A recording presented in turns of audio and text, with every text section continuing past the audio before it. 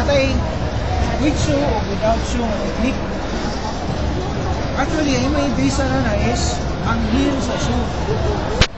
Kung nagali heel, ma-anchor ninyo ang pag-start ninyo sa bandage na mo'y ka-anchoran sa inyong bandage. Inyong bottom is with heel or with shoe. If wala siya ka-anchoran, then without shoe. If ang shoes flat sad, so you apply same principle as without shoe. Hindi man siya maka-anchor o tarong. So for example, kana nakatingi lang siya.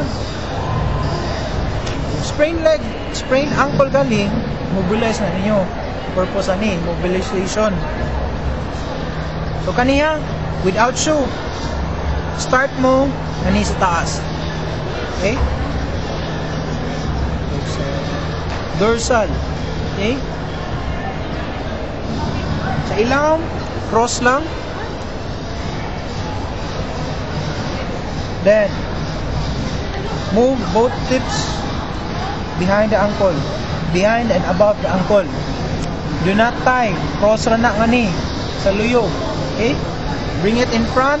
Cross na sad. Puro sa ni cross ha? Cross sa ilang, cross sa luyo, cross sa tabangan. Okay? Ni-cross nga ni sa tabangan, insert. Gusto nga. Ha?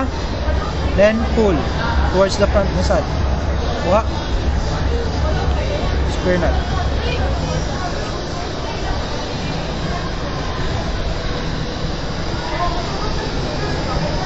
Okay?